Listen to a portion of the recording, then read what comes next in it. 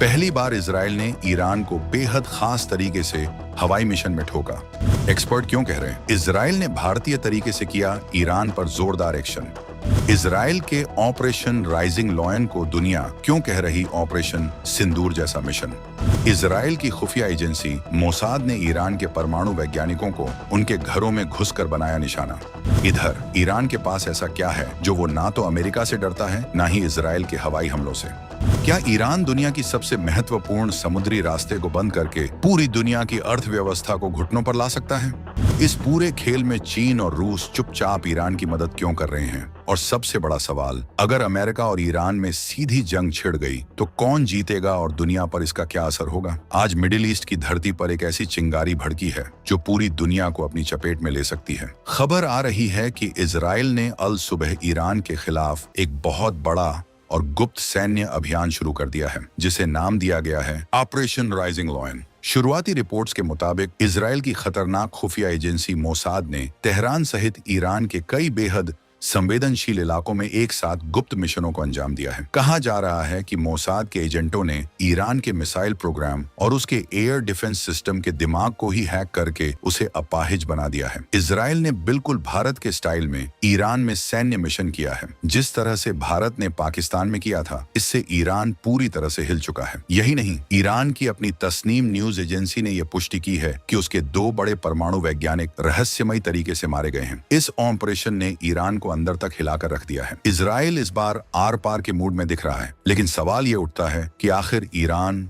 America और Israel की आंखों में इतना क्यों खटक रहा है? क्यों ईरान अकेले दम पर अमेरिका को भी चुनौती दे रहा है और इजराइल जैसे शक्तिशाली देश को भी ललकार रहा है? ऐसा क्या है ईरान के पास जो उसे इतना बेखौफ बनाता है? हम आपको बताएंगे इस धमाकेदार खबर की पूरी कहानी, तो बने रहिएगा वीडियो पर। और इस संबंध में आपके जो भी विचार हों कमेंट में लिखकर जरूर बताइएगा। तो सवाल वही है, क्या अमेरिका और इजराइल जैसी 2 महाशक्तियों के सामने ईरान वाकई टिक सकता है? कागज पर देखें तो ये लड़ाई एक हाथी और चींटी की लगती है, लेकिन जमीनी हकीकत कुछ और ही है। ईरान की असली ताकत उसके टैंक, तोप या लड़ाकू विमान नहीं है। ईरान की ताकत छिपी है उसकी रणनीति में, उसकी जियोग्राफिक लोकेशन में और उसके उन 8 स्तंभों में जो उसे एक बेहद खतरनाक दुश्मन बनाते हैं। चलिए आज ईरान की ताकत का पोस्टमार्टम करते हैं और देखते हैं कि उसके तरकश में कौन कौन से तीर हैं। ईरान का पहला और सबसे खौफनाक हथियार है उसकी मिसाइलों और ड्रोन्स की सुनामी। ईरान के पास हजारों की संख्या में अलग अलग रेंज की बैलिस्टिक मिसाइलें और किलर ड्रोन्स का जखीरा है। ये मिसाइलें इजराइल के किसी भी शहर से लेकर सऊदी अरब के तेल के कुओं तक कहीं भी मार कर सकती हैं। आप कहेंगे कि इजराइल के पास तो दुनिया का सबसे बेहतरीन एयर डिफेंस सिस्टम आयरन डोम है। बिल्कुल है, लेकिन ईरान की रणनीति क्वालिटी पर नहीं क्वांटिटी पर आधारित है। वो सैचुरेशन अटैक, यानी एक साथ इतनी मिसाइलें दागो कि दुश्मन का डिफेंस सिस्टम भी चकरा जाए, की रणनीति पर काम करता है। सोचिए, एक ही समय पर सैकड़ों मिसाइलें और ड्रोन अलग अलग दिशाओं से इजराइल की तरफ बढ़ रहे हैं। आयरन डोम कितनों को रोकेगा? 10, 20, 50, 100। आखिर में कुछ मिसाइलें तो अपना टारगेट हिट कर ही देंगी और वो तबाही मचाने के लिए काफी होंगी। यही डर इजराइल और अमेरिका को सताता है। ईरान को पता है कि वो एयरफोर्स में अमेरिका का मुकाबला नहीं कर सकता, इसलिए उसने अपनी पूरी ताकत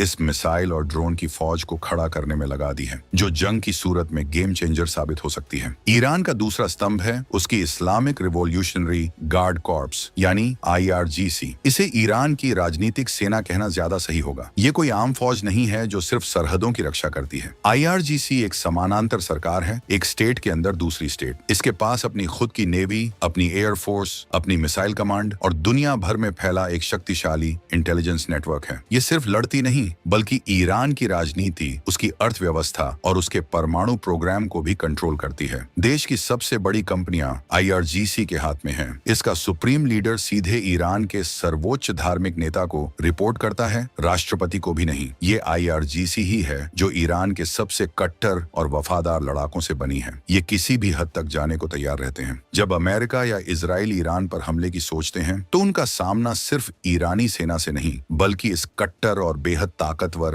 IRGC से होता है, जिसकी जड़ें ईरान के समाज में बहुत गहरी हैं। इन्हें हराना मतलब पूरे ईरान के सिस्टम को उखाड़ फेंकना, जो लगभग नामुमकिन है। ईरान का तीसरा और सबसे घातक हथियार है दुनिया भर में फैले उसके पिट्ठू यानी प्रॉक्सी लड़ाके। ईरान सीधे जंग में कूदने से बचता है। वो अपने दुश्मनों को अपने प्रॉक्सी नेटवर्क के जरिए थकाता है और उन्हें परेशान करता है। लेबनान में हिजबुल्लाह, यमन में हूती विद्रोही, सीरिया और इराक में शिया मिलिशिया, ये सब ईरान के ही पाले हुए लड़ाके हैं जो ईरान के एक इशारे पर इजराइल या अमेरिकी ठिकानों पर हमला कर सकते हैं। इसका सबसे बड़ा उदाहरण 2019 में देखने को मिला था, जब यमन के हूती विद्रोहियों ने ड्रोन से हमला करके सऊदी अरब की सबसे बड़ी तेल फैक्ट्रियों को आग के हवाले कर दिया था। हमला हूतियों ने किया, लेकिन रिमोट कंट्रोल तेहरान में था। इस एक हमले से दुनिया भर में तेल की सप्लाई पर असर पड़ा था। इस प्रॉक्सी नेटवर्क की वजह से ईरान को प्लॉजिबल डिनाइबिलिटी मिल जाती है, यानी वो हमला करके भी कह सकता है कि ये तो हमने किया ही नहीं। ये प्रॉक्सी लड़ाके अमेरिका और इजराइल के लिए एक ऐसा सिरदर्द है जिसका कोई स्थायी इलाज नहीं है। अब बात करते हैं ईरान के चौथे और सबसे बड़े रणनीतिक हथियार की, स्ट्रेट ऑफ हॉर्मुज पर उसका कंट्रोल। हॉर्मुज झलड़ मरुमध्य, ये वो संकरा समुद्री रास्ता है जो फारस की खाड़ी को खुले समंदर से जोड़ता है। दुनिया का लगभग 30% समुद्री तेल व्यापार इसी रास्ते से होता है।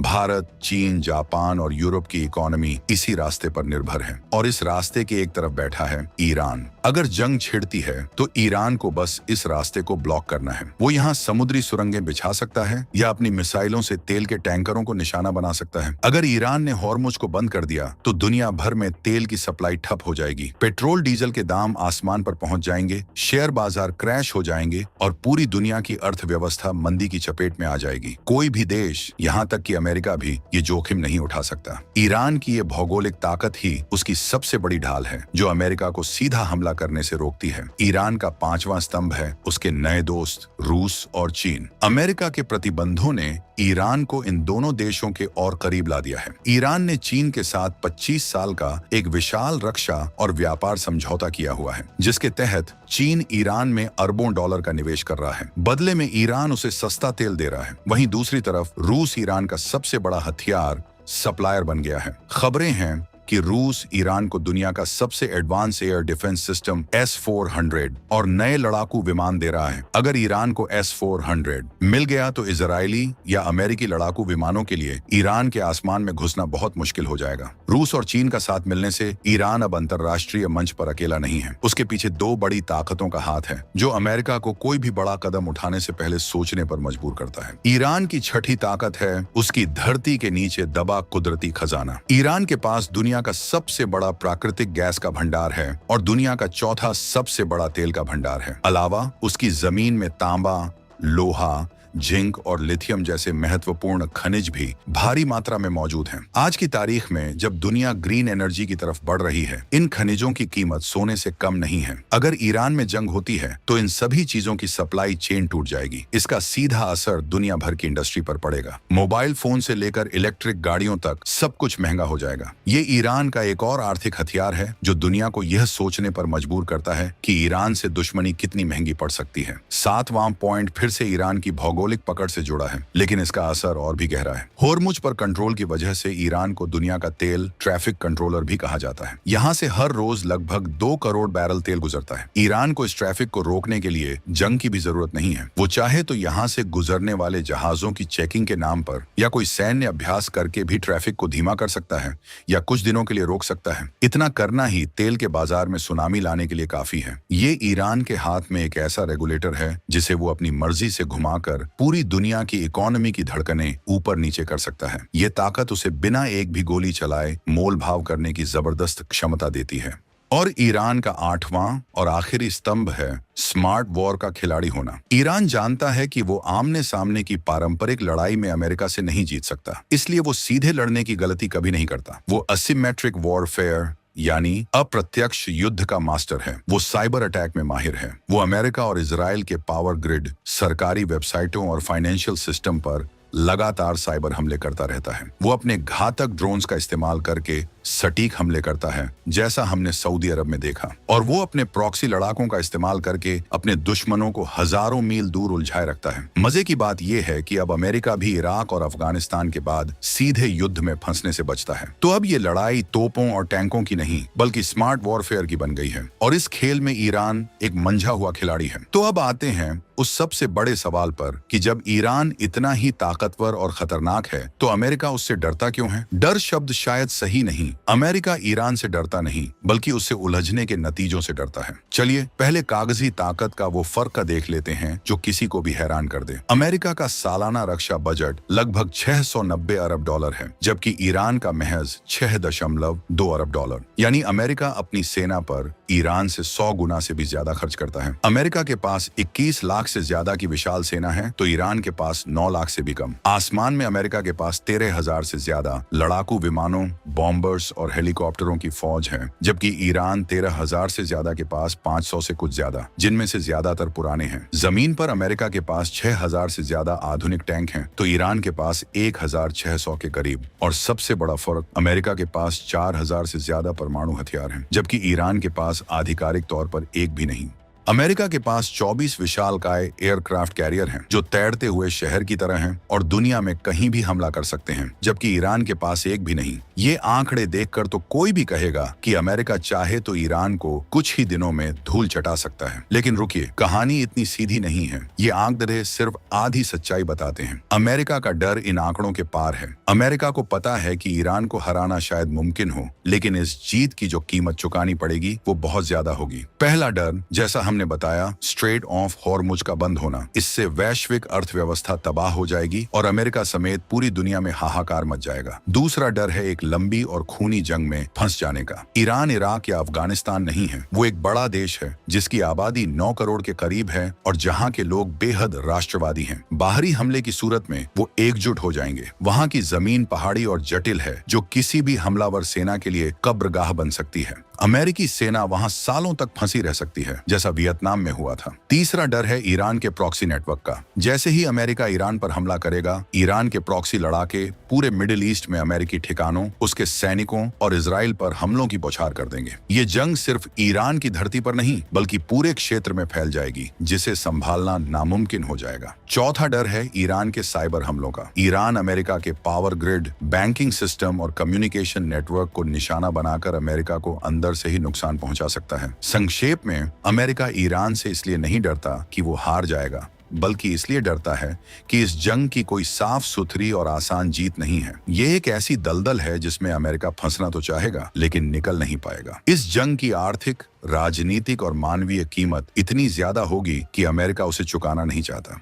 तो अंत में तस्वीर ये बनती है कि ईरान अपनी सैन्य कमजोरियों को अपनी रणनीतिक ताकतों से ढंक लेता है। वो एक ऐसा खिलाड़ी है जो जानता है कि वो बाहुबल में नहीं जीत सकता, इसलिए वो बुद्धि और धूर्तता का इस्तेमाल करता है। ऑपरेशन राइजिंग लॉयन जैसे इजरायली हमले उसे भले ही कुछ समय के लिए नुकसान पहुंचा दें, लेकिन ईरान की असली ताकत को खत्म नहीं कर सकते, क्योंकि उसकी ताकत उसकी मिसाइलों में नहीं, बल्कि उसकी सोच, उसकी लोकेशन और उसके इरादों में है। ये शतरंज की एक ऐसी बाजी है जहां एक तरफ अमेरिका और इजराइल जैसे शहंशाह हैं, तो दूसरी तरफ ईरान जैसा एक वजीर है जो भले ही अकेला हो, लेकिन पूरे खेल को पलटने की ताकत रखता है। तो दोस्तों, ये थी ईरान की ताकत की असली कहानी। आपको क्या लगता है, क्या ऑपरेशन राइजिंग लॉयन जैसी कार्रवाइयां ईरान को रोक पाएगी? क्या अमेरिका को कभी न कभी ईरान के साथ सीधी जंग में उतरना ही पड़ेगा? और इस पूरे खेल में भारत को किसका साथ देना चाहिए और उसकी क्या भूमिका होनी चाहिए? अपनी राय नीचे कमेंट्स में जरूर बताइए।